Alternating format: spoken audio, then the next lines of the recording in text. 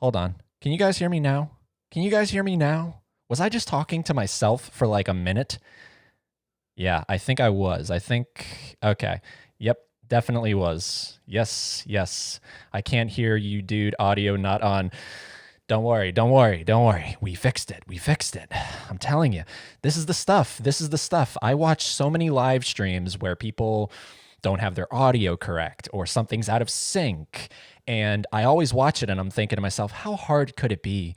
And it's hard. It's really hard to make sure everything is in line, to make sure that, everything looks okay, sounds okay. So I think we fixed it. I think everything. Yep, there we go. Okay, sweet. So we got Aaron Harris. You're up on my TV this time. Palmer and I are watching. Hey, Eddie, how things going? I can't hear you, dude. Audio not on. Don't worry, we fixed that. Taylor, I can hear you now. Yeah, I can hear you now, dude. Sweet. Awesome. Ugh. Guys. Oh, by the way, I know I was doing, for the majority of those live streams in the beginning, I was doing water, and then I think the last live stream I did that Starbucks Frappuccino shit. Tonight, I'm having a good old Corona. Having a good old Corona during the Corona season. So that's what we're drinking here in sunny Florida. What are you guys drinking? Because if you saw that little PSA at the beginning, assuming you were here in time, there was a little PSA that I posted, and one of the things was get a drink. And what are you guys drinking? Let me know what you guys are drinking. I want to know. I want to know. While you guys tell me, I'm going to pop this sucker open. There we go. All right. Cheers, guys.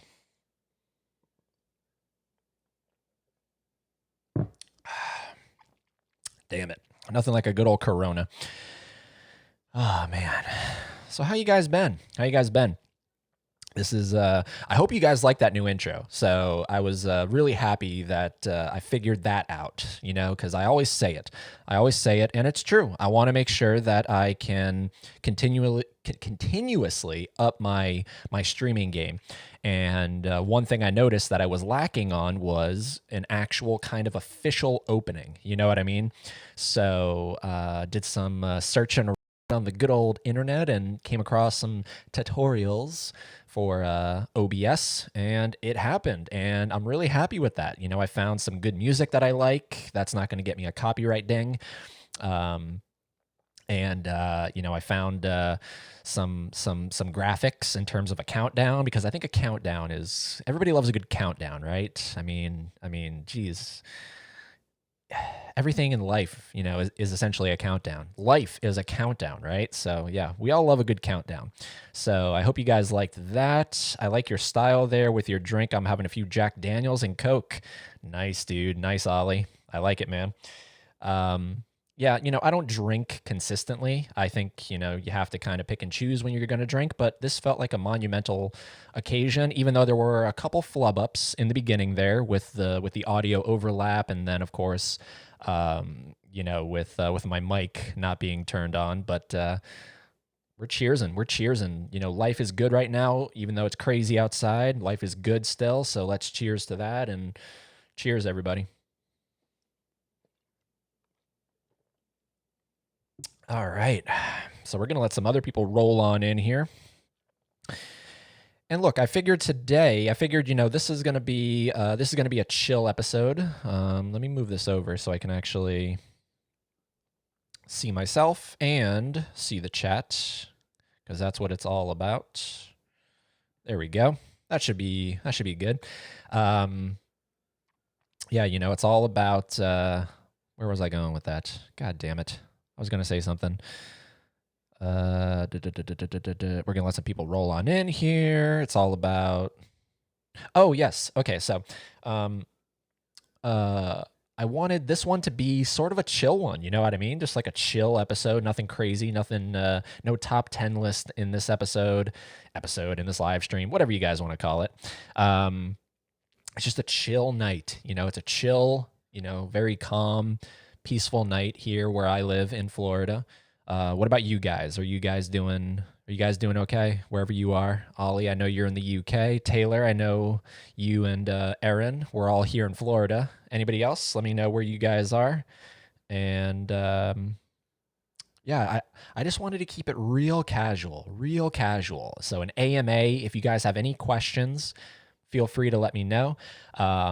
I want to update you guys on a couple things. Some exciting things have happened recently with me and are going to be happening this coming week. So we're going to be talking about that. And then, of course, it's just a chat, So it's an AMA and a chat all in one. And we're just hanging out and we're having a good time. Ain't nothing but a good time. Don't need nothing but a good time. So while you guys figure out your questions, if you have any, or if you guys just have anything you want to talk about, what's today? So today's Sunday. So this past Friday? It was either Friday or Thursday.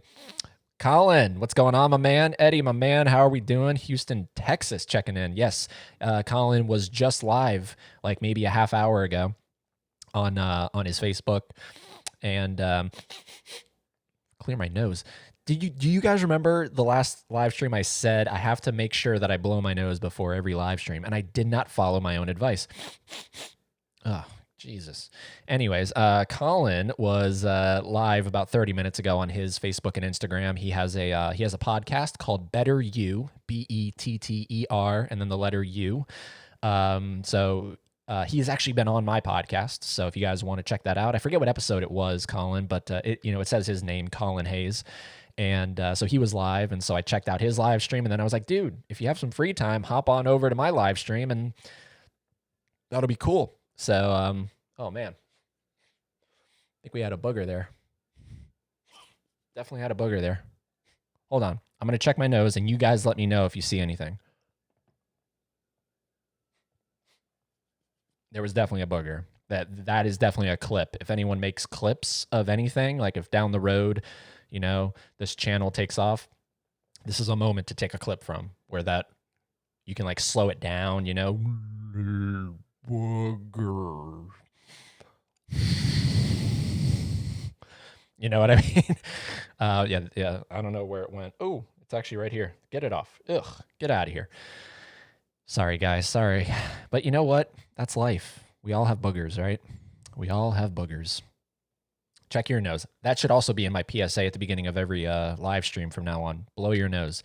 So anyways, dude, what's going on, Colin? Who else we got here? We got Aaron saying, I want an official Eddie Green ranking of James Cameron movies. No in-betweens or ties. I want absolute rankings. All right, Aaron, I will definitely make sure that I tell you that tonight. I definitely will make sure I get to that. Oliver, it's mad for what I heard from Trump. What are your thoughts on his statements? I'm doing okay, but I have felt up and low regarding some choices in life as of late. Ooh, dude, man. Look, Ollie, I don't know what's going on with you, man, but just stay positive. Do that thing that I always say. Do that thing that I always say. Have something. Always have something to look forward to. Always find something to look forward to. And I know you're doing your script stuff, man. So if you're taking a little break from that, that's good. You have to put that aside. You have to, take a break from it. You can't just always write. You'll lose your mind. So just, stay positive, brother. Stay positive. I'm here for you. I know you watch Dave McCrae, good old the McCrayster. So Dave's there for you, dude. There's a lot of people here, man, for you. We're pulling for you. So and everyone in the chat room as well. Ollie, stay good, man. Stay good. So okay. So and then we live on a planet. Patrick, yo, what's going on, brother? Hope your roadcaster is doing you good there. All right. So. I will get to those questions, Aaron and Ollie. But first, I just want to let you guys know today is Sunday. So I think on Friday, I think it was Friday or Thursday. It might have been Thursday. The days are bleeding into each other. Anyways, if you guys follow me on social media, you guys know that I have recently become a real advocate for anti-Scientology. And we're not going to get into crazy Scientology talk on here because I know that might not be some people's, cup of tea, even though cup of tea isn't everyone's cup of tea. You know what I mean? So, but I know that some people don't want to hear Scientology talk, but I have had the father of the leader of Scientology on my podcast, Ron Miscavige, and I'm trying to get a couple more people on that have escaped the church hit my cord there, that have escaped the church and trying to get them on. So, but I did this past Thursday, I did go down to Clearwater, Florida, which is the Scientology headquarters of Scientology, the Scientology headquarters. I went down there with my best bud, Boyd, and we scoped out the place, you know, and dear God, guys, it was crazy. Now, some people are probably thinking, well, I mean, because it was dead, it was empty. You know what I mean? Like it was pretty much bare, very few people, mostly in cars, but very few people just walking around that part of Clearwater where Scientology is located. And that's normal. That's not just because of COVID-19. That's literally normal. That is how it is. And my buddy Boyd was telling me, because he used to live down in that area, so he was very familiar with what was going on there. And that's just because people don't like the vibe that the place gives off. And I got to tell you guys, I didn't like the vibe either. That was a super eerie, creepy vibe I got from that place where the buildings of Scientology are located. So you have the flagship, which is like the main building. Then you have other little buildings that they own, and every building is blocked out. And it's not because of COVID-19. Every window that's on these buildings, you cannot see into. You can't see into them.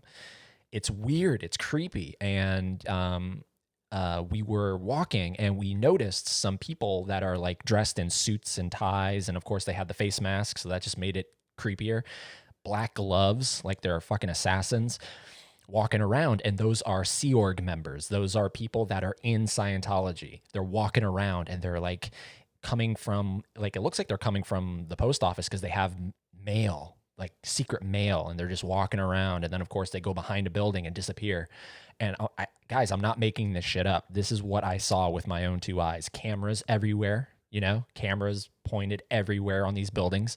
And that's for people like me who want to come and kind of, you know, scope it out. And, you know, they don't like that shit. You know, Scientology, I mean, I could go down this rabbit hole with you guys, but, you know, listen to that episode with Ron Miscavige and any episodes coming up. You know, I'm very much anti-Scientology, and it's a newfound kind of path for me, you know, to really kind of spread the awareness. So, but that was, you know, that was really, you know, eye-opening. And, it made me think. It was funny because when we got there, I played the song from Stanley Kubrick's Eyes Wide Shut, which has Tom Cruise in the movie. You know what I mean? Tom Cruise is in that movie Eyes Wide Shut, and it almost kind of, I mean, not almost, it does. It involves a cult. Eyes Wide Shut has a story element of a cult involved, and it's very creepy. And there's this piece of music that goes, it's on piano, and it just goes, "Bum, bum, bum, bum, bum, bum."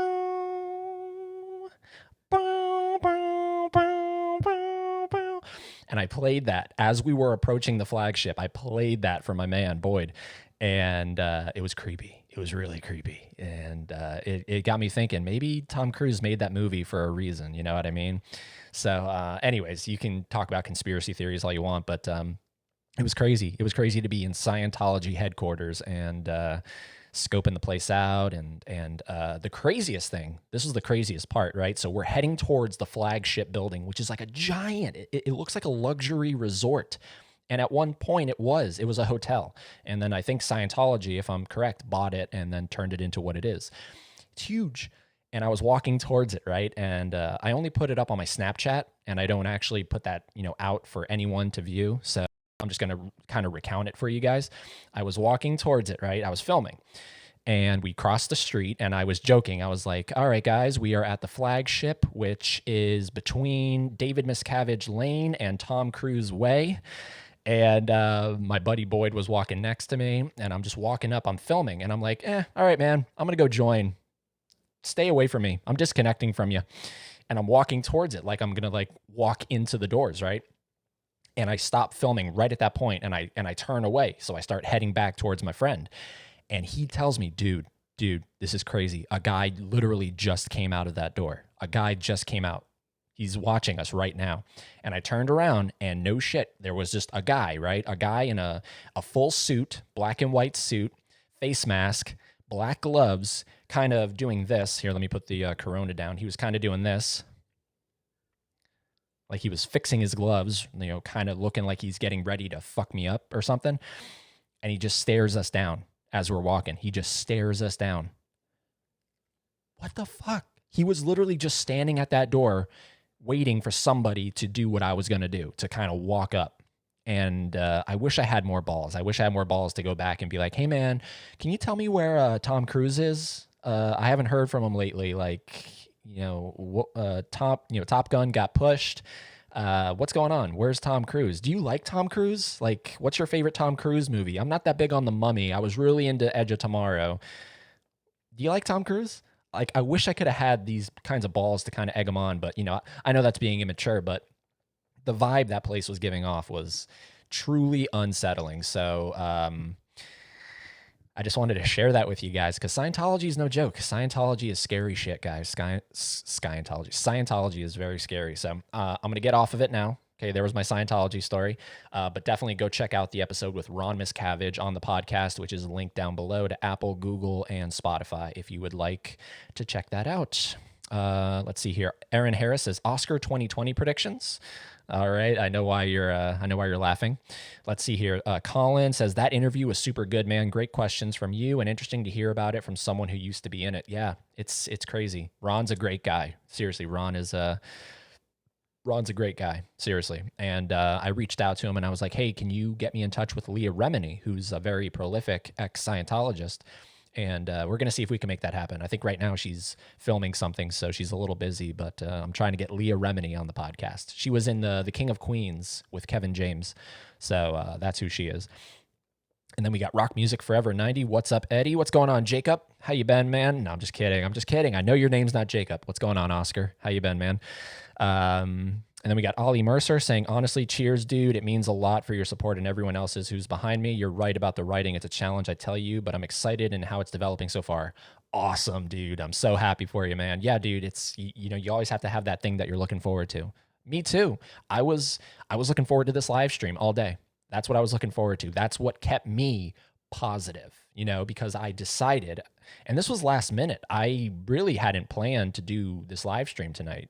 I kind of think of it a little further ahead, but I woke up this morning and I was like, I think I want to go live tonight. I think I want to go live. I'm not doing anything today. I think I just want to go live and hang out with you guys and hopefully make your guys' day a little brighter. So I woke up, I created the thumbnail, and there we go. It gave me something to look forward to. It's so key in life. You need that. You need that, guys. And it can be anything. It can be anything. Big, small, medium-sized. It can be anything. I'm going to get real personal with you guys here for a second. There was a time when I was in a relationship, right, with my girlfriend, who I won't say what her name was, but it was my most recent relationship.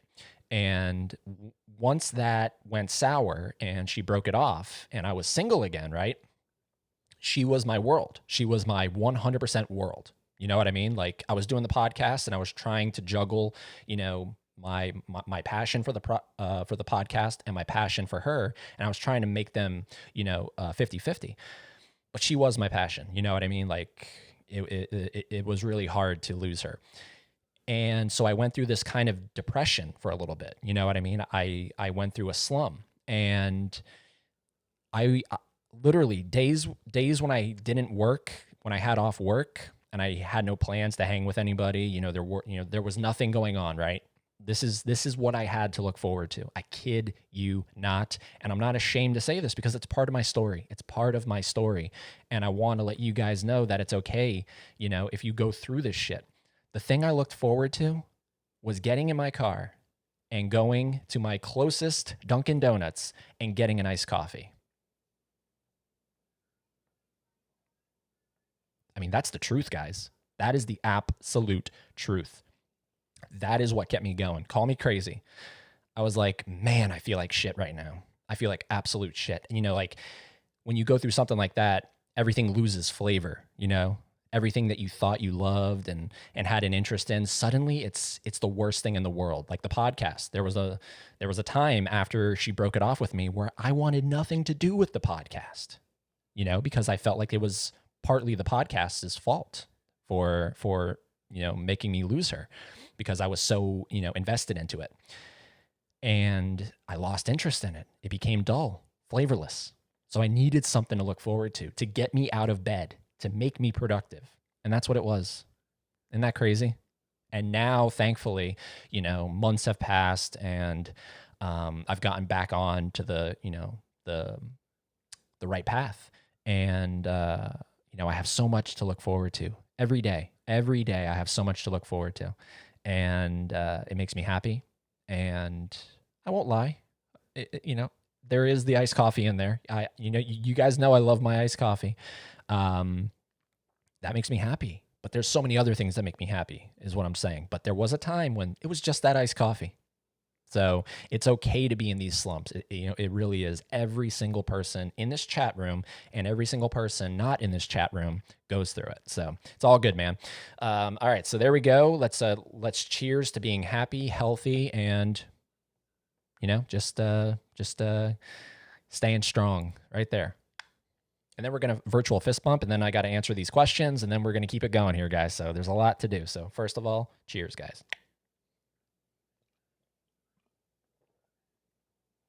All right. God, Corona's so good. Virtual fist bump in 5, 4, 3, 2, 1. Right there, guys. Awesome. All right, so let's see here. Aaron Harris. Now I know in addition to that statement is getting an iced coffee at Dunkin' from my favorite employee, Drew. So is this Aaron's account, but Drew is talking for it? That's funny. Yeah, dude. I love you, man. I love your whole family. Seriously. Everybody. Your dad, your mom, your sister. You guys are awesome. Ooh, Palmer, what's going on? Medium iced mocha, 4 cream. That's it. There you go, guys. If you guys ever want to send me something, in the mail, like if you want to send me something, I'll open a P.O. box and then just send me a medium iced coffee from Dunkin' Donuts, mocha, and 4 cream, and then I'm good. Before the mocha, so like the mocha is my standard, like the mocha that's the thing. But I was so upset when they got rid of the red velvet at Dunkin' Donuts, the red velvet swirl. Oh, so good. I had to burp there. Excuse me. Yeah, that was what I was getting for the longest time. But now it's back to mocha until a new flavor comes out. Rock Music Forever says, sorry for the late reply. I got a phone call. No problem. Actually, I think that was me calling. I was, trying to let you know that I was wondering where you were in the chat. And did you hear my joke? Please tell me you heard my joke, man. Tell me you heard my joke. That's all I care about. Just let me know. Did you hear the joke? And if you didn't, I will say it again because I am in need of a good laugh from somebody else. Let's see here. And an old-fashioned donut. Yes, I do love those old-fashioned donuts. All right, guys, so let's see here. The first question came in from Erin Harris. She wants an official Eddie Green ranking of James Cameron films.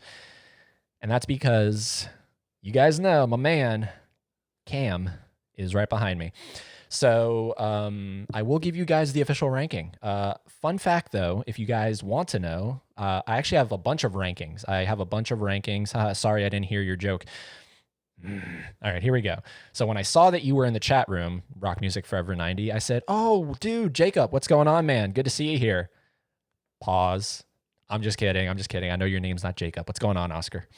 That was the joke. I know. It's pretty, hold on. I should have had this set up. It's pretty. I know, guys. I know. Other than you calling me Jacob again. Okay, so you did hear the joke. That was the joke. I hope I didn't offend you. I remembered your name, Oscar. So anyways, you guys, Aaron wants to know my official James Cameron ranking. That's totally cool. If you guys want to see other rankings that I have assembled, I have a Letterboxd. If you guys are on Letterboxd and you want to follow me, the link is down below in the description to my Letterboxd. I have a bunch of lists on there, and there is a James Cameron ranking on there.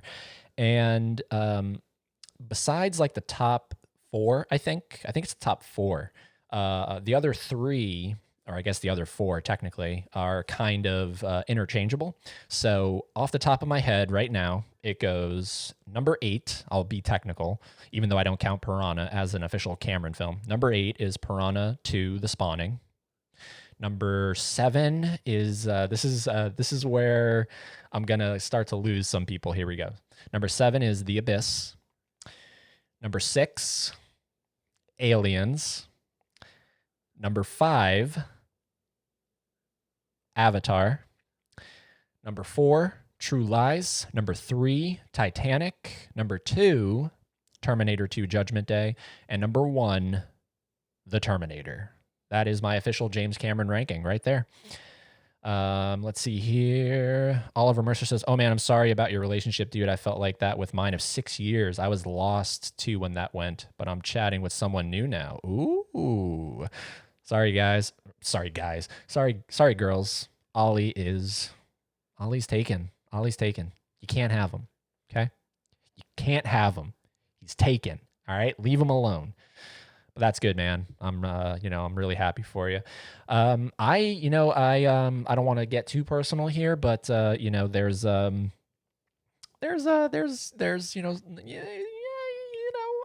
my end, there's a little bit of a thing going on. That's in the beginning stages, the very beginning stages, and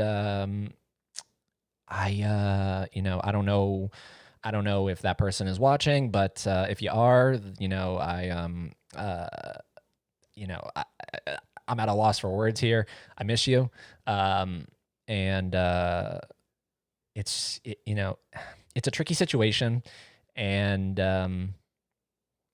when everything gets worked out, figured out, then I feel like I can talk about it a little more. But I am in the beginning stages of talking with someone, so like I said, I got a lot to look forward to in life, guys. I'm very, very, very happy, and yeah, that's that. All right, so am I blushing? No, I don't think I'm blushing. Let's see here. What was the other question? I think it was from Oliver. Let's see here. Going to scroll back up. Oh, it's mad for what I heard from Trump. What are your thoughts on his statements? I guess you're talking about that whole injecting disinfectant shit. So look, I had a doctor on. Her name is Dr. Lakhera, Lakhera, Dr. Lakhera. And we got a new person that I do not believe has ever been in the chat room. Owen, what's good? Owen, you get the official. What is going on, Owen? Welcome to the live stream. Good to have you here, man. I had a doctor on because I wanted to have somebody that was actually educated in what's going on right now with COVID-19. And that wasn't just like a Joe Schmo, right? That wasn't just doing bullshit talk. And bullshit talk is okay. I do a lot of bullshit talk on my podcast. I'm not a doctor. I'm not a filmmaker. I'm not a I'm just a dude, right? That does a podcast. So bullshit talk has its place, but I wanted to get somebody on that was actually educated, had an informed opinion, had facts. And I got her on through a mutual friend who is also a doctor. And that was a great episode. And I fast-tracked, I have to slow down when I say that word, fast, or words, I guess, fast-tracked that episode, meaning I have a bunch of episodes ready to go that I've recorded, but I wanted that episode because this is a very current thing, you know what I mean? So I wanted to get it out as soon as possible. So that is the latest episode of Eddie Green's 101, the podcast. Again, the podcast is linked down below. Definitely check it out. Lots of good information in there. There's a lot of stuff that we've heard, but there's a lot of things that Dr. Lakhera says that I have not heard. Like her kind of opinions surrounding COVID-19 and where we as a society are going to be and how we need to kind of shift as a society. So good shit on that podcast. Definitely go check that out as well. But yeah, it's crazy. I don't really follow the politics side of Trump. I really just listen because of the COVID-19 situation. So but yeah, that's a crazy thing, isn't it? That's a crazy thing. We do talk about it. Me and Dr. Lakhera, we do talk about that on the podcast as well. She has a very strong opinion of that. So but it's crazy, man. It's crazy. It's some people have told me that because I posted about, I posted some shit about it on Instagram, and I got some replies from people that are like, dude, like, calm down. He was joking. And I'm like, okay, he's the president of the United States. He's our leader, and there's a time and a place for a joke. Yeah, go ahead. Just because you're the president doesn't mean you can't joke. But there's a time and a place, and it's not during a pandemic. So don't even joke about injecting disinfectants. Like, what the fuck? Just zip it. Zip it. Zippy long stockings. Would you like to have a suckle of my zipple? When a problem comes along, you must zip it. Zip it good. Yeah, you know, you have to, I spit on the mic. Oh, great. You have to know when to talk. Politics over. Here we go. Let's see here. Where we go here? Rock Music Forever. Never seen Abyss. Abyss is not my favorite Cameron film. It's really not my favorite Cameron film. Definitely on the bottom. Definitely on the bottom. Let's see here. Aaron Harris, I noticed you only give films a Letterboxd rating if you think it's 5 out of 5. How come you don't add your ratings if it's anything less, like a 4 or a 3 out of 5? Damn, Aaron, you are very keen on this shit. Yeah, that is something that I do, huh? I only give it a 5 out of 5. Other than that, on Letterboxd, what I'll do is I'll, click that I watched it, and then I'll click it, that I liked it. I'll click that I liked it. And that's it. Unless I think it's an actually incredible film, then I will give it, if I think it's a 5 out of 5, I'll give it a 5 out of 5. I don't know. For me, it's tricky to know on a 1 to 5 kind of thing. And I know you can do the halves, but for me, it's too tricky to really kind of know where a film falls in there. You know what I mean? Like if I think it's an average film, it's like how do you differentiate a 3, a 3.5, a 4? You know what I mean? So I leave that alone. I just click that I liked it. But if a movie is incredible, then it is a 5. You know what I mean? Like if I think it's and it doesn't even mean that I think it's a perfect film, because I think there's very few perfect films in reality. But a 5 out of 5 is just a film that I absolutely loved, that I can rewatch, that I can get something out of every time I watch it. That's what a 5 out of 5 is for me. You know what I mean? It's not necessarily a perfect film. So that's why I do that. That's why I do that, Aaron. That's a good question. Wow. Very observant. Colin says, got to head out to upload a video, but thanks for stopping by my live today and glad to hear you're doing great, man. Keep in touch. Yeah, Colin, I think you're gone now, unless you were waiting for me to acknowledge that. But if you aren't, glad you stopped by, man. And definitely, keep doing those live streams. I think those were, or that one you did today was really cool. Very motivational guy, Colin. Definitely check out his channel, his podcast, Better You, and check out the episode of my podcast with Colin. Oh, my man and lady, if Tiffany's watching, Mousetracks is in the building. Mousetracks.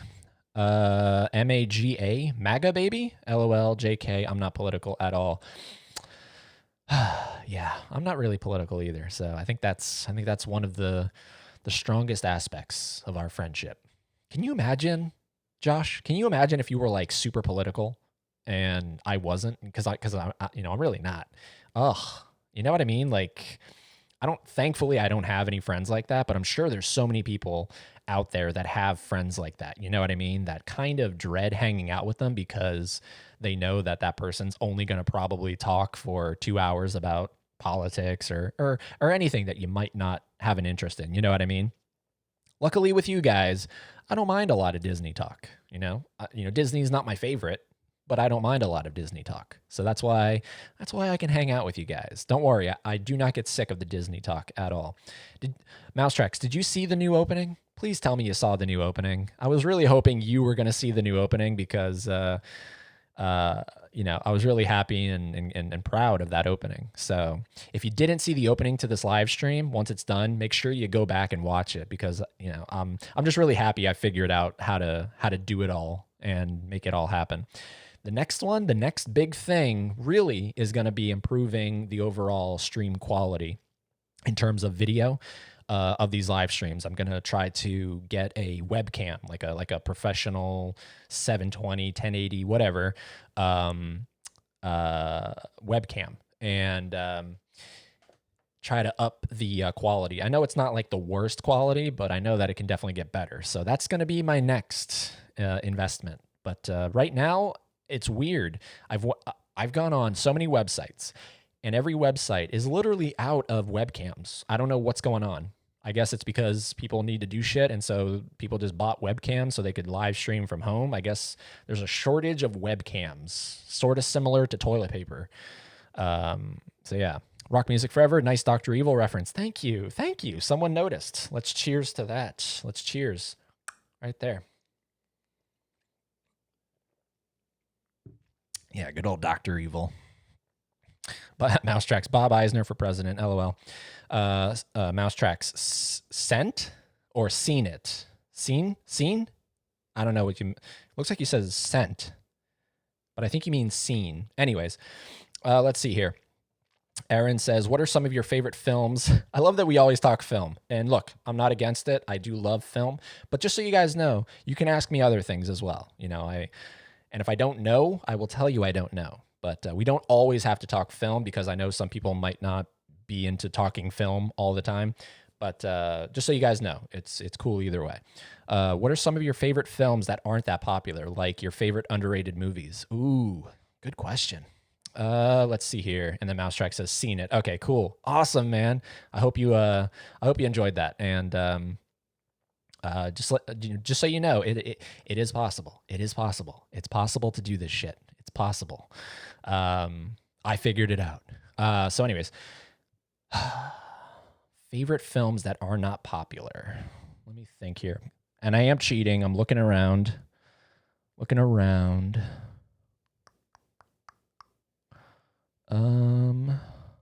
do we got over there? It's kind of hard to see. Does The Room count? Is the Room with, Tommy Wiseau? Does that count? Maybe not. Maybe that's really popular. Let me see. Let me turn around for a second.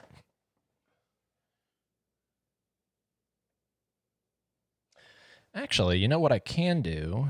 Give me 1 second. Going to increase my screen size here. Back out. Cool. Good connection. Great. Happy about that. I am going to go to my Letterboxd. You're probably asking, Eddie, why can't you? Because I have a lot of shit behind me blocking a lot of my films, and I don't feel like messing around with it. So I'm on my Letterboxd. Now I'm going to go to my lists. Because in my lists, I have my entire film collection. And I'm going to... Jesus. I promise it's not the alcohol. I just stumble over my words. My brain and my lips always go at two different speeds.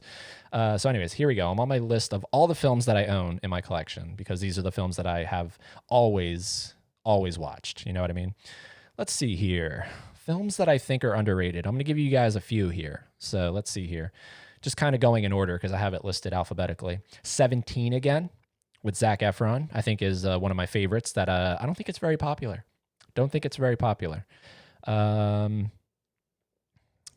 AI, artificial intelligence from Steven Spielberg. That's a Spielberg not a lot of people bring up.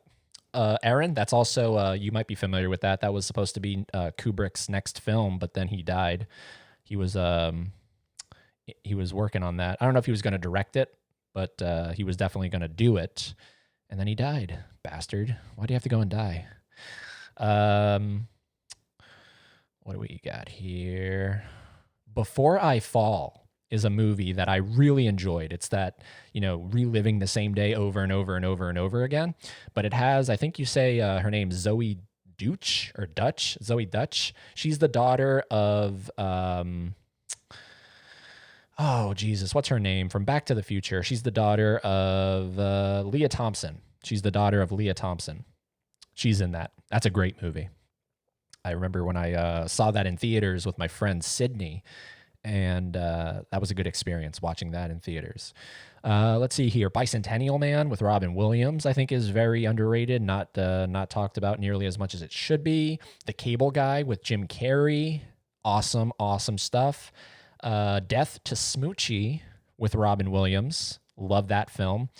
A mindfuck of a movie is Enemy with Jake Gyllenhaal. That's a very underrated film, I think. What else do we got here? Kind of scrolling, going to the next page. Irrational Man from Woody Allen. I like that movie a lot with Joaquin Phoenix and Emma Stone. Give you guys a couple more here because I could go on and on, but let's see. Scrolling. Rookie of the Year. That is definitely a movie that doesn't get talked about nearly as much. It's actually on Disney Plus. Rookie of the Year. Great movie. Love Rookie of the Year. Let me give you guys two more.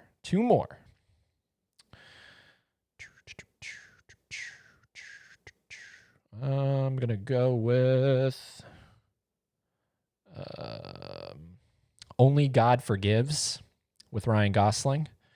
Very, very, very good movie, and nobody talks about Only God Forgives. And if they do, they're always like, huh? All right, I lied. Two more. Liberal Arts with Elizabeth Olsen. And what the hell's his name? Let me just click on it. I'm cheating here. Josh Radnor. He's in it, and he stars in it. And, oh, man, that's just a great movie. I love Elizabeth Olsen. I love Elizabeth Olsen so much. She's one of my Hollywood crushes. Absolutely. Elizabeth Olsen. Liberal Arts. Love that. I might watch that movie tonight. Damn it. I think I want to watch that now. And finally, Me and Orson Welles, which I love that movie. So Zac Efron is in it. Christian McKay plays Orson Welles, and then you got Claire Danes in it as well. So there you go. That's let me make sure everything's good. Yep, everything's looking good. Great. Sweet. So there we go. That's that. Oliver Mercer, what are you expecting with Avatar 2? Would there be anything you're hoping for, Eddie? Plus, if you had the chance to go down to the real Titanic, would you? Awesome. I love these questions. All right, so hold on, make sure nothing's hanging from my nose here. Okay. Sorry, I definitely got to blow my nose for these live streams. Back to the questions. Here we go. So what am I expecting with Avatar 2? Well, I'm expecting incredible technology. I think we all are expecting incredible technology, right? It's James fucking Cameron, right? So, and I think Oliver, I think you were the one that shared on Facebook. I think I saw something you shared where, is it confirmed that the next one is going to be in 3D, but you won't need 3D glasses? Because I know that they were talking about that, right? I know that that was sort of one of the big technological advancements that Cameron was working towards, but I didn't know that it was actually going to happen. Is that actually confirmed? If that is confirmed, that is insane. That is, for someone like me, that's the best thing I've ever heard, where I don't have to wear glasses for a bunch of reasons, right? One, I already wear glasses, so it's inconvenient. And two, I never liked, I mean, yes. When you go to a theater, they give you a new pair. I'm more talking about when you go to a theme park and they give you, pairs of 3D glasses like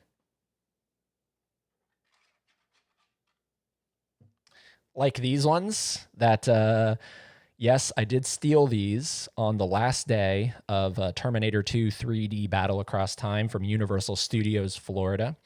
I thought it would be really cool to have these as sort of a official keepsake. So these are official glasses that you would wear at the attraction. But think about it. I know they cleaned them. But I don't know, something about it. And it's funny, I can see scratches on the lenses and everything. These definitely saw a lot of wear and tear, but put these away. But yeah, something like that I was never big into. So it's just a great thing. So that's what I'm expecting. Story-wise, story I don't really care too much about when it comes to Avatar, because Avatar was never something that was crazy when it came to story, you know what I mean? It's all about the technological achievement. And we know Cam's going to do it. We know Cameron's going to do it. So that's what I'm expecting there. And then let me see here. Let me pull it back up. If I had the chance to go down to the real Titanic, would I? Absolutely. Oh my gosh. I mean, that would be scary. That would be terrifying. But yeah, I would definitely, in a heartbeat, go down there. Because think about it, guys. The Titanic is not going to be, you're not going to be able to see the Titanic for much longer. It's been down there for over 100 years. And it's amazing that it's actually even still there. It's amazing that it's still there, sort of, kind of intact. But give it another, I don't know, 50 years, maybe even less. That thing is going to decompose and fall apart, and it's literally going to be a memory. So, yeah, when I hear Cameron talk about, what it was like to peer through and see it, I can't imagine how surreal that must feel. Because you're looking at something that happened over 100 years ago, and you're literally at the bottom of the fucking sea. So there's so many elements going on that just, blow my mind. So yes, I would definitely go down to the Titanic. Let's see here. Mousetrack says, okay, yep. Seen it. Rock music forever. Let's talk music. What are some of your favorite albums? Ooh, my favorite albums. I am a self-proclaimed Michael Jackson fan. Controversy aside, I do love me some MJ. So Michael Jackson, my favorite Michael Jackson album is probably Dangerous, followed by, I really love History and Bad, I think are my top three in that order, actually. Dangerous, History, and then Bad. Always love me some MJ. But if we're not talking about MJ and we're talking about some other shit, some of my other favorite albums, let me think. I just love so much music, you know what I mean? I just love music in general. So I don't know. There's a band called A Great Big World. I love them. I saw them in concert at Universal Studios in Orlando during Mardi Gras. Love me some Great Big World. Jesus, sorry guys, but I sometimes can't think on the spot. So let me pull up my Spotify and I can just tell you some of my favorite artists and some of my favorite albums and whatnot. Rob Zombie. I love Rob Zombie music. Love Rob Zombie. Let's see here. It's so sporadic, you know what I mean? I got Disco Inferno by the Tramps, and then I got Disco Inferno by 50 Cent. When She Loved Me by Sarah McLachlan. No Brainer by DJ Khaled. Letting Go, Sean Kingston. I Tried by Bone Thugs and Harmony. Thunder Underground, my best bud Boyd showed that to me, by Ozzy Osbourne. A lot of Black Eyed Peas, Pump It, I Got a Feeling, Let's Get Retarded. Oop, I just said the R word. Back to Hip Hop from their new album. A lot of Usher, There Goes My Baby, Maroon 5, Girls Like You. Just so much on here, like, geez. Yeah, like I'm all over the place. Yeah.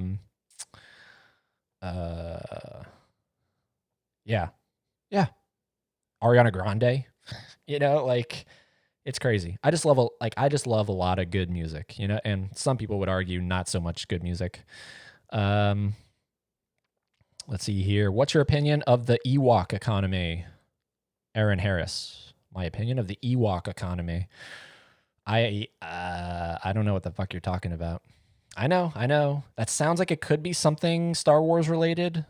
I don't know. I'm not into Star Wars. If that is Star Wars. Nah, The Room's so bad it's good. Everyone likes that. Yep. Okay. So yeah, doesn't count. Aaron, my mom wants to know what your favorite Universal rides are. Ooh, Andrea, you want to know what my favorite Universal rides are? Do you really want to know what my favorite Universal rides are?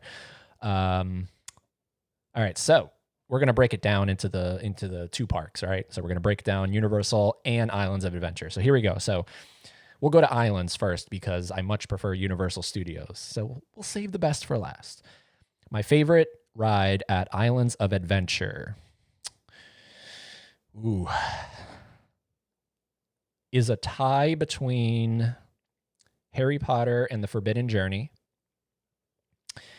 and the Incredible Hulk coaster. And if I have to pick between one of those, because there can't be ties, if I have to pick between Harry Potter or the Hulk, oh man, god damn it, that's hard. I think the slight edge goes to the Hulk because of that launch. That launch just gets me every time. So I think the Hulk. And then if we're going to Islands, if we're going to Universal Studios, my favorite is gone. It was Terminator 2 3D, but if we're basing it off of what's there now, I have to think. Going through my memory bank.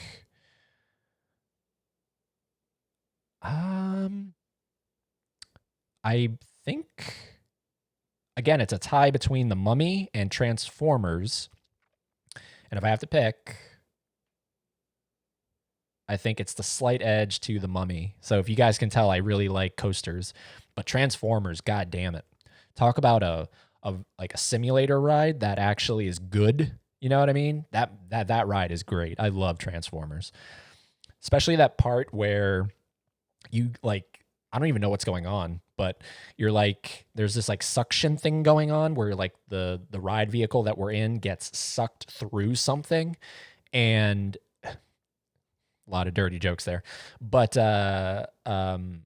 you get sucked through this thing. I don't know what it is. I assume it's like a transformer, but then of course you're like flying through the air. You're flying through the air and you're twisting, and then you land on the ground. And I kid you not, all it is literally a screen. You're just in front of a screen. Every time that happens, I literally feel like I'm flying through the fucking air. Every time that happens. It blows my mind. So I love Transformers, but I'm giving the slight edge to The Mummy, Revenge of the Mummy. Mouse Tracks, Cable Guy. Yeah, Cable Guy, so good. Cable Guy. And then he's like, oh, well, how's it go? Oh, so sorry to, no. What is it? He apologizes to Matthew Broderick for interrupting his shower, and he's like, well, maybe I shouldn't have come at all. Jerk off. I love him in that movie. He's so good. Aaron Harris, yeah, at Rock Music Forever. Everyone knows and loves The Room. Yep. Palmer, Enemy. Yeah, Enemy's so good. Mouse Tracks, you retracted your message. Why would you do that? Palmer, what are you What are your top tier fast food joints? Is that what you're asking? What are you S tier fast food joints? I guess you're asking what's like my favorite fast food joints. I recently really got into Popeyes. And look, I don't eat fast food every day.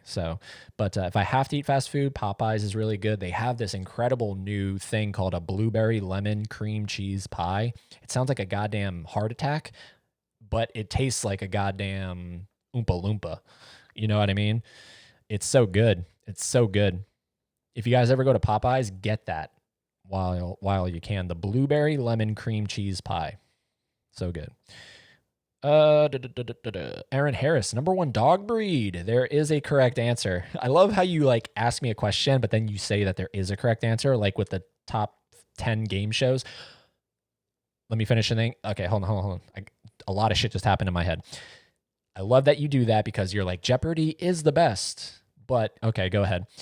I totally forgot, guys. I totally forgot. And I don't know if I would change my list. Actually, I would. I would change my list. So I'm officially changing my top 10 game shows list. Ready? I can't believe I forgot about this game show from the last live stream.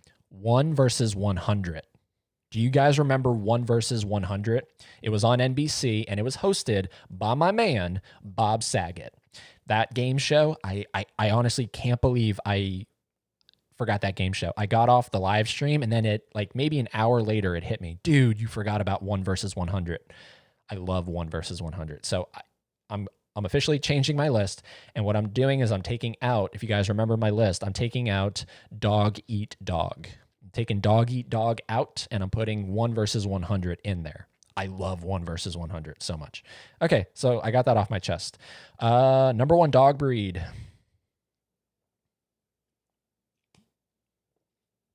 I'm not into dogs. I'm really not into dogs. And I blame that on growing up, in a family that wasn't very animal accepting. So, but I don't like hate dogs. I just don't like them. My favorite kind of dog is a pit bull, but only when it's a baby. A pit bull baby is arguably the cutest thing you will ever see. It's arguably the cutest dog you will ever see, a pit bull baby. Now, of course, when it gets big, get that shit out of here. But a pit bull baby is what I'm going with. Mouse Tracks. Avatar 2 is supposed to be water-based, ocean-based. Yes, yes. They're coming up with that technology to film underwater, right? Oh, James Cameron, man. Fucking legend. Let's see here. Rock Music Forever. I saw Only God Forgives for the first time ever this year. I didn't get it. After a while, I thought the Thai guy was like the Grim Reaper. Yeah, Only God Forgives is a... Jesus. That's a mindfuck of a film. That's a movie that I will admit, after I watched it, I had to do... well, luckily, I had my friend, Mikey, who has been on the podcast. Mikey is a...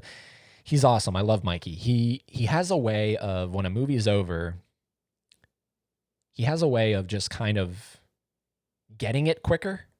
It's for me, it takes a long time for a movie like Only God Forgives to really kind of seep in and actually make sense to me. When we ended the film, he instantly had every answer. It was weird. So I had him to kind of, make me feel a little better about not getting everything, because he explained a lot to me. But that is a movie that you probably need to go on YouTube, and there's a lot of analysis on that film. And I'm not saying that you need people to think for you, but that's a movie that is so open to interpretation, and that's why I love that film from Ryan Gosling. And that's Nicholas Winding Refn directed that film, who my favorite film from him is Drive. I love Drive. Their 1-2 punch of Drive and Only God Forgives. So good. So yeah, it's a very confusing film for sure. Very confusing. Sort of like Enemy with Jake Gyllenhaal.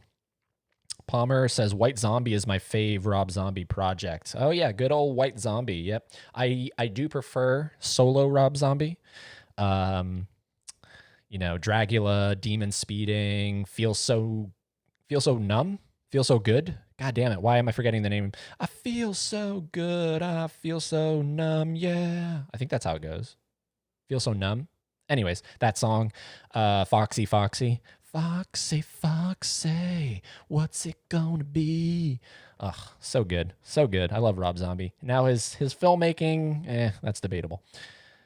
Aaron says favorite Halloween Horror Nights houses and why. I can always count on you, Aaron, asking very interesting questions. Favorite HHN houses. Ooh, by the way, guys, I'm really scared for this year. I don't know if HHN's going to happen. I mean, that is literally that is anti-social distancing. I mean, you are packed. Jesus, that you want COVID-19 to spread, that's how you make it spread. So I don't know if Halloween Horror Nights is going to happen this year, and that bums me out. But my favorite HHN house... I have a couple. This one just makes sense because it was my first year. My first year ever at Halloween Horror Nights was 2007, Carnival of Carnage with Jack the Clown and Freddy, Jason, and Leatherface. And I've gone every year since. The only year I missed was 2018. But I've been every other year. The house from 2007, the Carnival of Carnage, the Texas Chainsaw Massacre house, dear God. And it's partly because I was so young. 2007, I had just entered 9th grade, and I was going to Halloween Horror Nights, so I was very susceptible to a lot of shit. And that house kind of scarred me for a little bit. Like, it didn't, not to the point of not being able to go back to Halloween Horror Nights, but fucked me up for a little bit. That was a creepy house. I mean, Leatherface, just that version of Leatherface, because that house was based on the 2003 remake. I know a few years later they did the original, which was good too, but that remake, I'm somebody that actually prefers the Texas Chainsaw Massacre remake over the original. That version of Leatherface is frightening to me. And to have that recreated, so that you're walking through a house and there was this moment in that house that I remember where it was a long hallway, and at the end was the place where the actor playing Leatherface, a big motherfucker, would come running out. So a long hallway, right? So he has a lot of room to run. He would run out, rev up the chainsaw and then hold it up in the air and come at you. And of course, if that's not scary enough, on top of the music and the sound effects and everything, of course they add in strobe lights, right? So it's just fucking your senses up even more. And there he is, right? I turn the corner, I see the hallway, I hear the chainsaw, and then he just comes running at me. At me. There wasn't anybody in front of me. It was at me. And Jesus, like, I think you guys would actually like. I'm not trying to pat myself on the back, but I think I think I'm really fun to go to Halloween Horror Nights with, especially in the houses, because I put aside any kind of ego that I have, and I don't have an ego, but I go in there and I let Universal take control, is what I'm saying. When I'm in that house, I am Universal's bitch, and I just have the best time of my life because you have to. There's so it's so odd to me why people go to those things and they don't let their guard down. They don't try to have fun. You know what I mean? They go there trying to be, oh fuck you, you're not scary. Oh yeah, oh yeah, oh yeah. It's like, really? Are you that pathetic that you need to do that to make yourself feel better?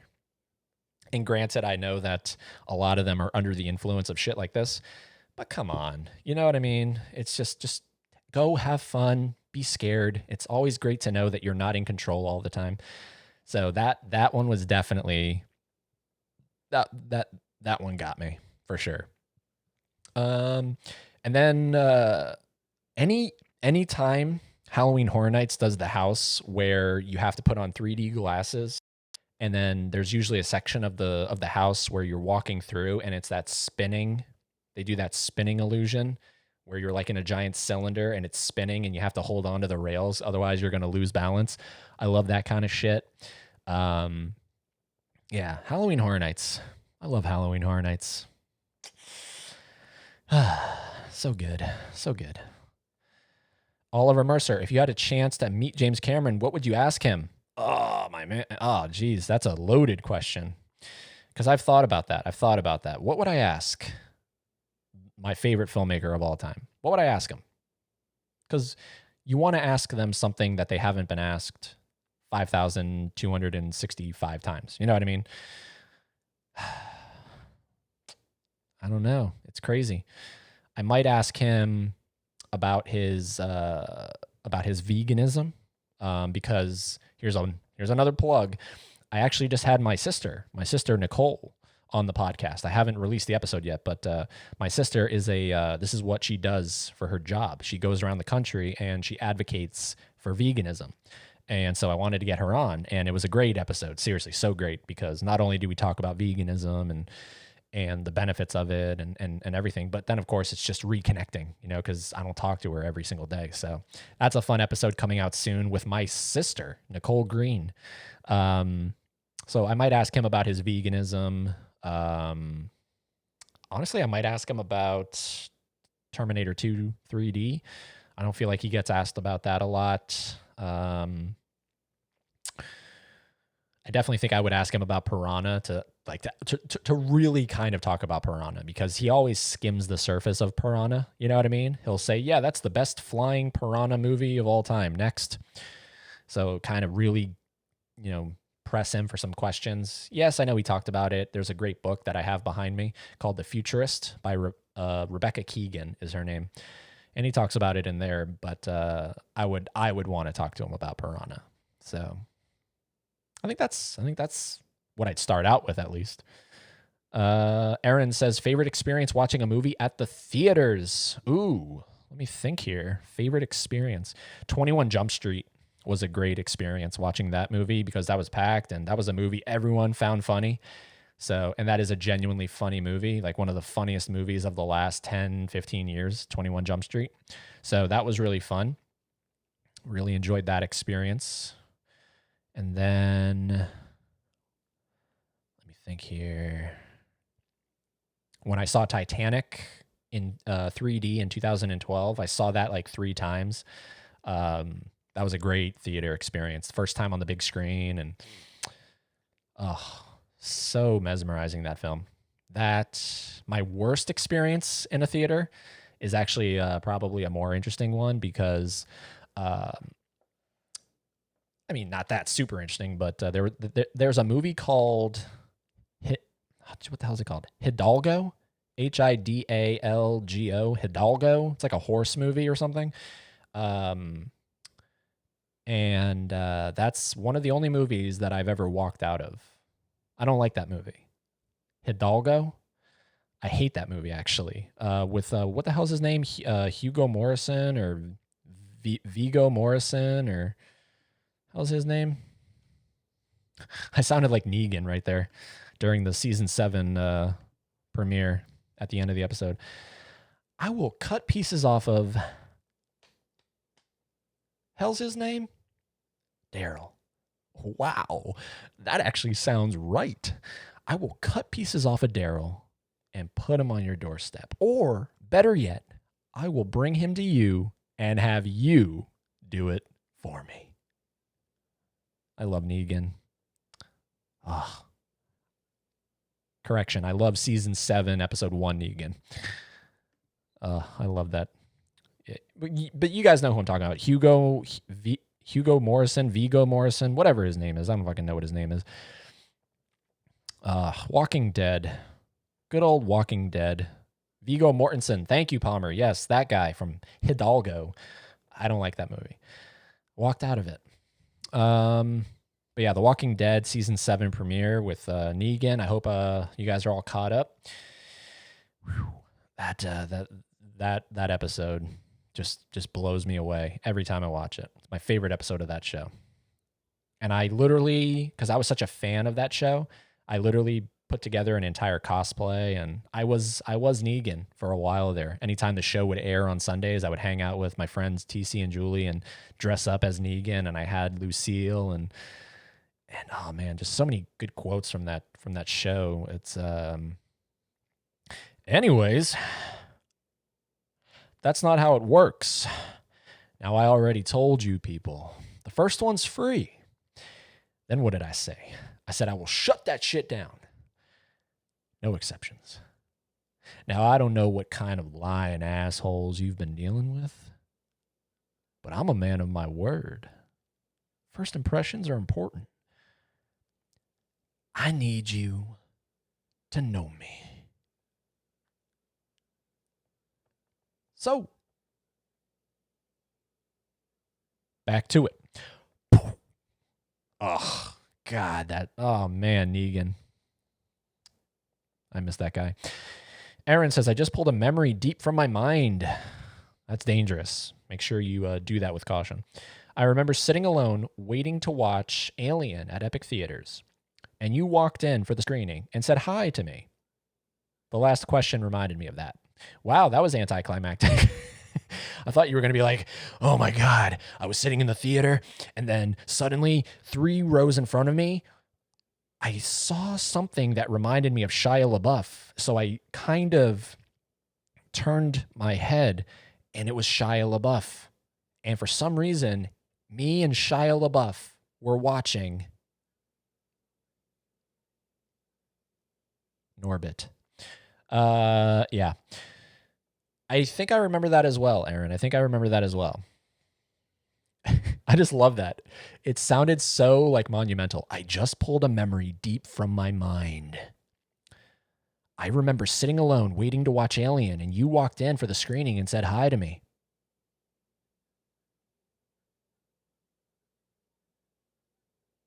Don't worry, the stream didn't lag right there. That was just me holding out for a really long dramatic. There we go, for a long thing there. Yeah, I think I remember that as well. Oliver Mercer, I knew him, The Walking Dead ace. I knew him, The Walking Dead ace. I don't know what you mean there, Ollie. I knew him, The Walking Dead ace.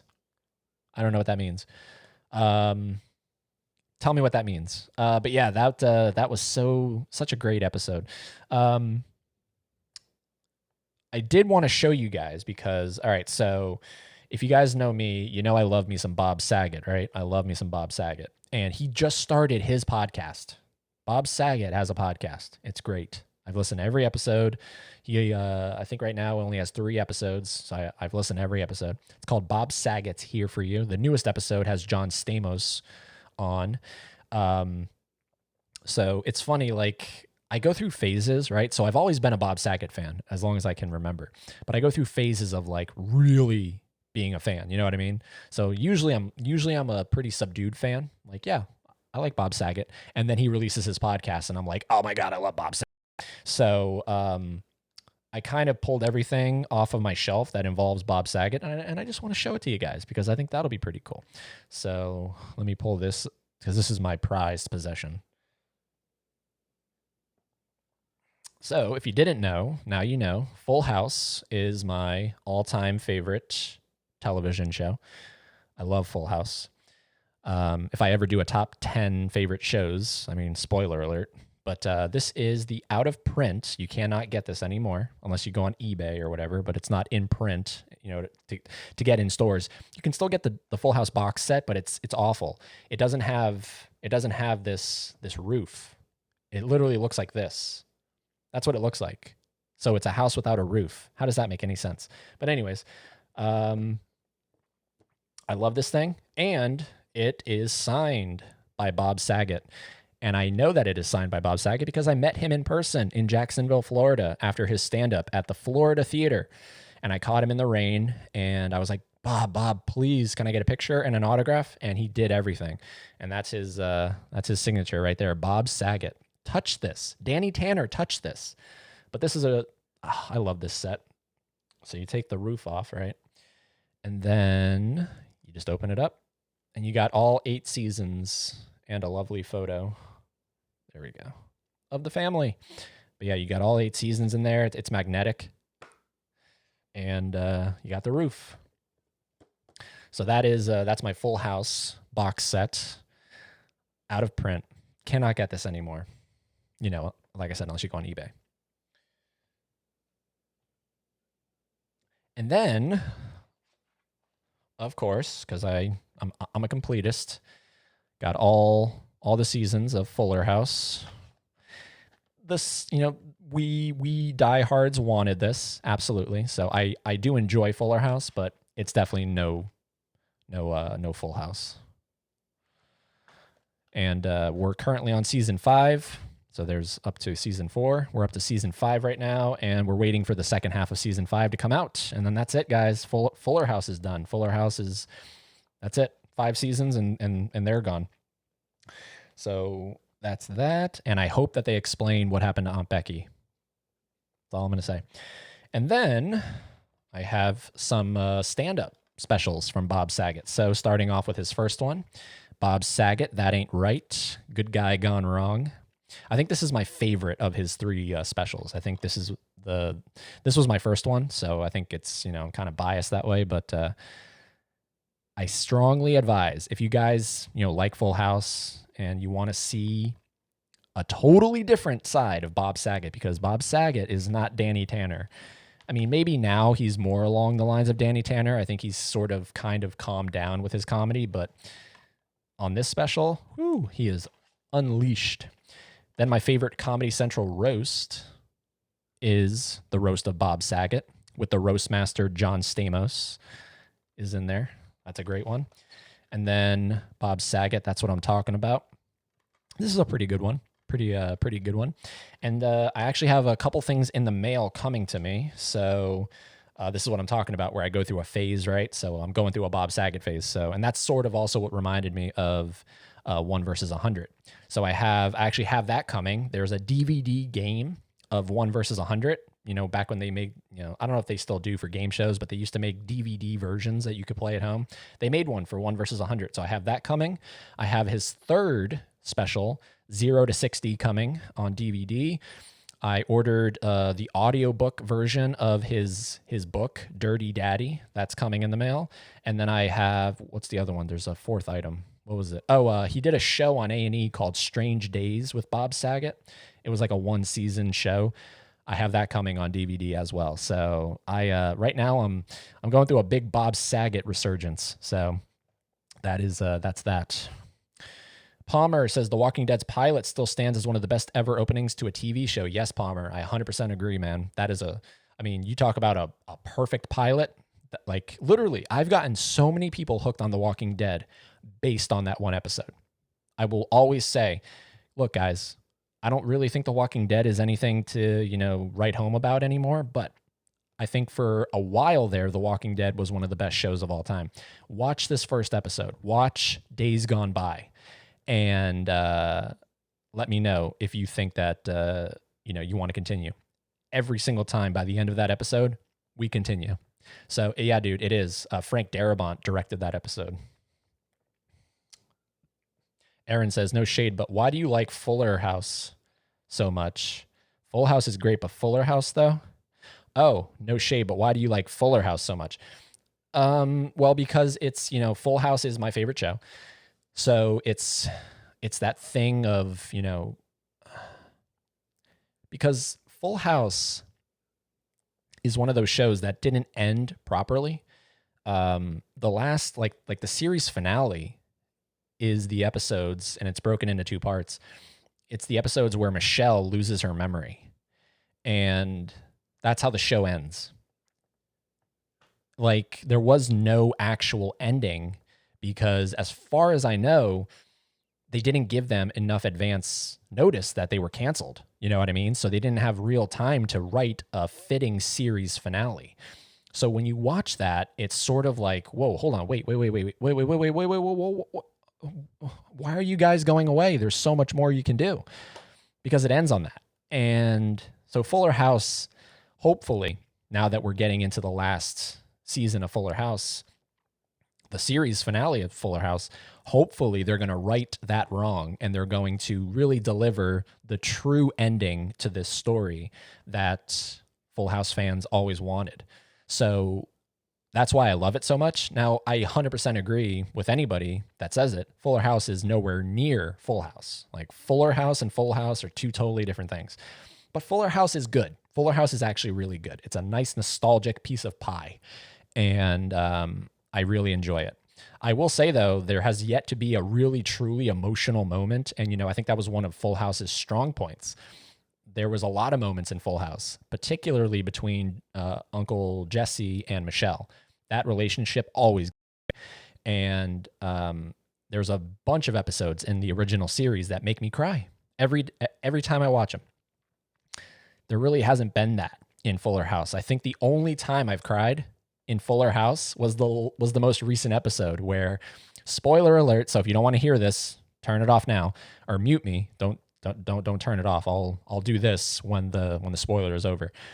But the most recent episode of Fuller House has so it starts with DJ thinking that Fernando is going to ask Kimmy to marry him again.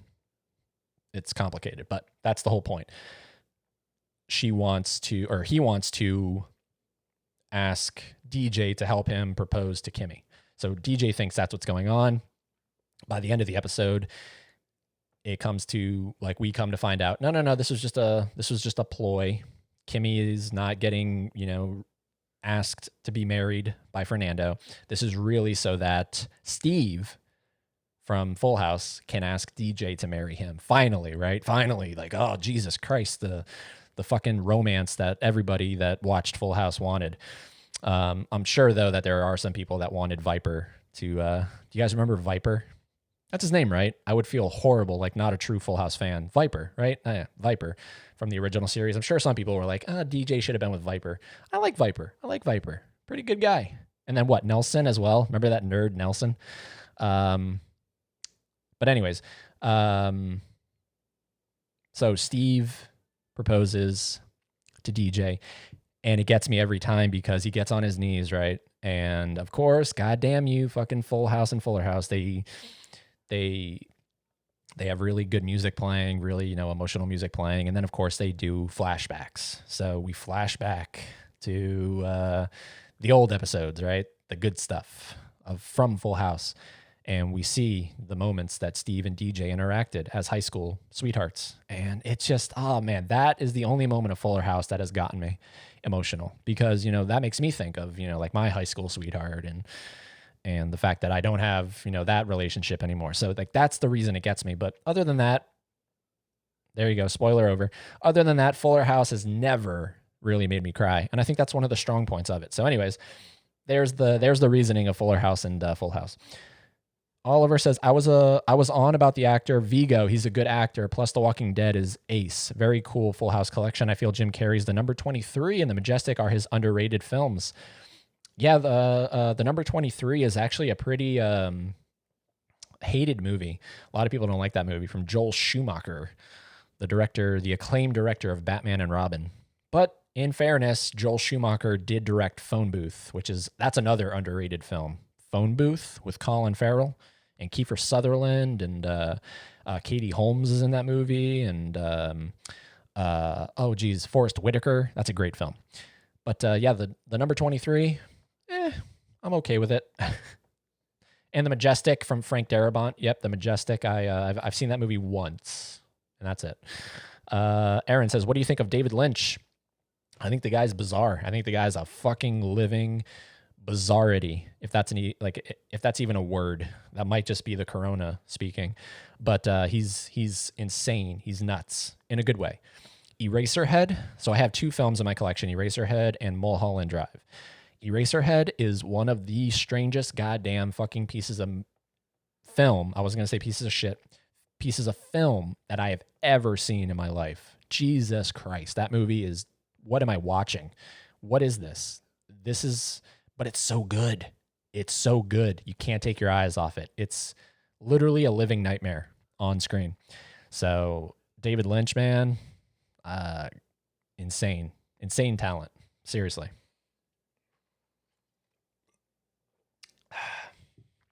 So how long have we been going here, guys? About an hour and 30. So yeah, about an hour and 25. We're going to take it to an hour and 30. And then I think I'm going to hop off on what? Jesus. Let me say something, guys. I am a lightweight. So believe it or not, I'm feeling the effects of this one beer. Not like drunk, but like I'm feeling the effects. So I don't know what I just said there. But I'm going to hop off the stream and I'm going to watch Liberal Arts tonight. I'm a massive David Lynch fan personally. Ooh, Palmer. Yeah, dude. David Lynch, man. I've only seen Eraserhead, so that's all I can talk about. I have yet to put in Mulholland Drive. I know David Lynch is one of these filmmakers that I got to be in the right mood for, man. You know what I'm talking about? It's not like Liberal Arts from Josh Radnor. I got to really be like, all right. Okay. Alrighty, here we go. I got to make sure I'm not drinking, you know what I mean? Like I got to be ready to think. So in that respect, he kind of limits the watchability of his films for me. But I really enjoyed Eraserhead. I love that Criterion as well. Speaking of Criterion, so I think we'll round it out here with some Criterion talk, because I think a lot of you guys love movies, and Criterion is arguably one of the best labels when it comes to releasing films. I am really looking forward to the release of The War of the Worlds coming out in July.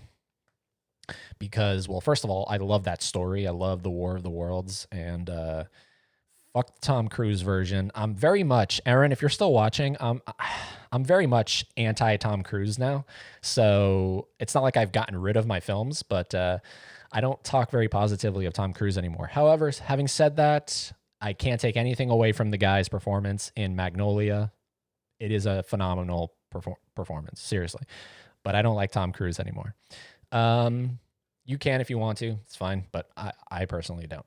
Anyways, so yeah, The War of the Worlds coming out on Criterion, I think July 7th. I'm so excited for that version, that edition from Criterion, because not only do I love that film, they have, it's not like it's unavailable anywhere. You can listen to it, but they're going to have the Orson Welles radio version of The War of the Worlds from the Mercury Theater. And Orson Welles is, you know, I've recently gotten into a Orson Welles kind of kick, and I mean that dude was a pioneer.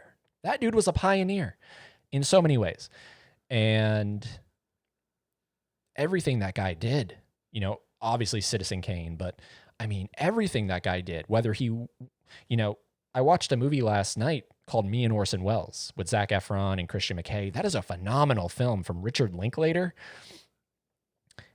and it really highlights his directing of theater days. So not so much, the radio or the film. That stuff comes after. This is really the theater directing days. But man, that performance from Christian McKay as Orson Welles is so good. Oh, I love that movie so much. But I've recently become a fan, like a big fan of Orson Welles. So I know Criterion has a bunch of his films. I think the first one that I want to pick up that I've not seen is it's called F for Fake. F for Fake. I would definitely want to grab that one. So yeah, I just love Orson Welles. I mean, I posted about it on my Instagram, I think the other day. I was like, God, he's a goddamn genius. He was podcasting before podcasting was podcasting. And it was a picture of him in front of the microphone at CBS doing, I think it was The War of the Worlds. It might not have been, but he was doing some kind of radio broadcast. So he's a pioneer. Love me some Orson Welles. Palmer says definitely check out Mulholland Drive. It might be my all-time number one. Gun to my head. Wow, Mulholland Drive. Alrighty, man. It's in the collection. I got it. I'm ready for some Naomi Watts. I'm ready for her. You're right about Phone Booth. Are you a fan of Gladiator because Ridley Scott's playing a sequel to it? Yeah, Phone Booth is phenomenal. Gladiator, I'm ashamed to say I've never seen Gladiator. I've never seen it. Never seen it. So I know it's a movie that I probably should, but I have yet to see Gladiator. Palmer says, I fucking love Criterion. I've been collecting for 3 years. They're so good at what they do. Yeah, dude. Criterion is arguably the greatest home media label of all time. Arguably. And obviously, we love those sales throughout the year. They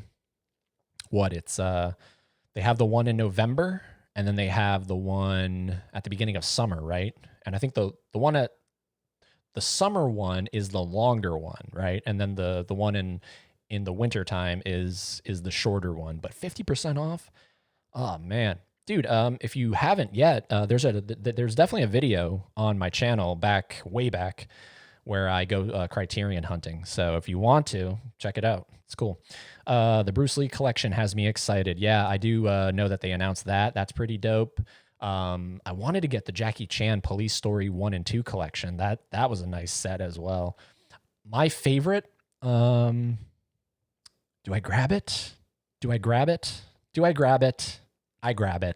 Give me 1 second, guys. I'll be right back. I want to show you my all-time favorite Criterion set.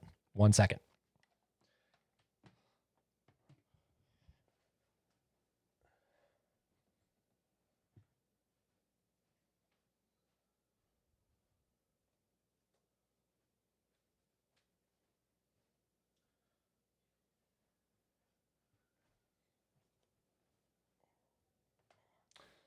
Okay. All right. Put these bad boys on so I can hear myself. All right. We're back. All right. This is my all-time favorite Criterion set right here. This thing. And this is my favorite film trilogy of all time. Let me make sure you guys can see this. Hold on 1 second. There we go. Richard Linklater's The Before trilogy. This thing is so beautiful. And I just want to show you so here you got the third film, Before Midnight, my least favorite. Then you got Before Sunset, my favorite of the three. And then you got the OG, Before Sunrise. I mean, good luck. Seriously, good luck finding a more perfect trilogy than Richard Linklater's Before trilogy. And this set is so beautiful. I think it retails for like $100, but you can get it during that sale, and it's pretty cheap. So that's that. But yeah, I love me some Criterion, man. And Aaron says Parasite is also getting a Criterion that I will definitely be picking up. Very cool. I still have to check out Parasite. I'm not big on subtitles. That's the only thing that's holding me back, if I'm being completely honest. So holy shit, guys. This was really fun. I'm happy you guys tuned in. Live stream number 10. I know I stopped numbering these things, but man, I'm really happy that you guys were able to tune in and check this out, and I hope you guys were able to see the new opening and stay tuned. It's not as epic, but I do have a nice little outro to the live streams, and you know it's always up to change and fixing and whatnot. So really happy you guys tuned in. Palmer says before Trilogy has been in my sights for a while. We'll have to give them a watch. Yeah, dude, definitely have to give that shit a watch. The Criterion sale is a lifesaver. Tell me something I don't know. Oliver says, "Oh man, Eddie, that's shocking regarding Gladiator. Mulholland Drive's a classic. Have you seen Naomi Watts' 21 Grams? No, I haven't. The only Naomi Watts films I've seen are the King Kong remake from Peter Jackson, and then that movie she did with Ewan McGregor, The Impossible. That was a pretty good movie, but I love King Kong. So I haven't seen that many Naomi Watts films, but I think my next one will be Mulholland Drive. So yeah, guys, I sincerely thank every single one of you for tuning in. I hope that this was a fun hangout for you. I hope that took off some of the bullshit that's happening outside the walls that we're currently situated in. I hope it helped to relieve some of that. I might be back again this week. I might for another kind of AMA chat kind of thing, or I might assemble a top 10 list. I might. Maybe. We'll see. But anyways, I could ramble on and on. Fist bump, 5, 4, 3, 2, 1, right there. And yeah, guys, I will see you after I scratch my nose. I will see you guys very, very soon. So if you haven't, go check out the podcast. Links are down below. I feel like there's something in my nose. What the hell? Weird. I definitely got to blow my nose next for the next one. Anyways, guys, it's been a pleasure. So thank you guys. Have a great night. Stay strong. And I will see you guys soon. Okay? Everybody, have a good night.